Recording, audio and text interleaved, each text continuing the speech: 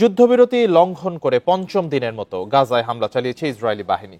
এতে অন্তত 5 জন ফিলিস্তিনি নিহত হয়েছে। এছাড়া 24 ঘন্টায় 17 জনের মরদেহ উদ্ধার করা হয়েছে। এদিকে হামলার পাশাপাশি গাজায় প্রতিশ্রুত ত্রাণ প্রবেশেও বাধা দিচ্ছে ইসরায়েল। এখন পর্যন্ত কেবল 1/4 ত্রাণই ঢুকতে পেরেছে গাজায়। যুক্তরাষ্ট্রের মধ্যস্থতায় 10 অক্টোবর গাজায় কার্যকর হয় বহুল কাঙ্ক্ষিত যুদ্ধবিরতি। যুদ্ধবিরতি চুক্তির শর্ত ইসরায়েল মেনে চলবে কিনা তা নিয়ে ছিল সংশয়। ফিলিস্তিনিদের সেই শঙ্কায় বাস্তবে রূপ নিয়েছে। যুদ্ধবিরতি চুক্তি লঙ্ঘন করে গাজায় হামলা চালিয়ে যাচ্ছে ইসরায়েল। শনিবারও ইসরায়েলি হামলায় প্রাণ গেছে নিরীহ ফিলিস্তিনিদের, এ তথ্য দিয়েছে গাজার স্বাস্থ্য মন্ত্রণালয়। এ নিয়ে যুদ্ধবিরতির মধ্যে 2 শতাধিক ফিলিস্তিনিকে হত্যা করেছে ইসরায়েলি বাহিনী, সেই সাথে আহতের সংখ্যা 6 শতাধিক। এর মধ্যে ইসরায়েলের পূর্ণমাত্রায় বোমা বর্ষণের আশঙ্কা করছেন গাজাবাসী।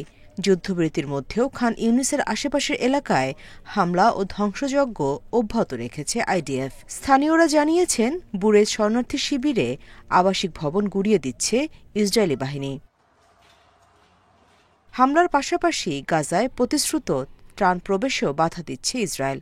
এখন পর্যন্ত কেবল 1/4 ত্রাণই ঢুকতে পেরেছে গাজায়, অর্থাৎ মোট ত্রাণের 75% আটকে রেখেছে নেতানিয়াহু সরকার।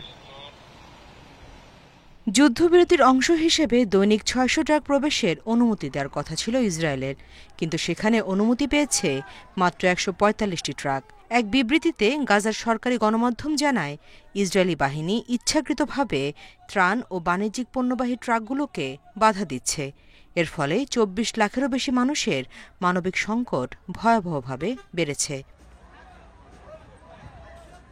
এদিকে ইসরায়েলি জিম্মিদের মরদেহ অনুসন্ধান চালিয়ে যাচ্ছে রেডক্রস ও হামাস। শনিবার অজ্ঞাত আরও 3 জনের মরদেহ ইসরায়েলের কাছে হস্তান্তর করা হয়েছে। যদিও ইসরায়েলি গণমাধ্যমের দাবি, মরদেহগুলো জিম্মিদের নয়।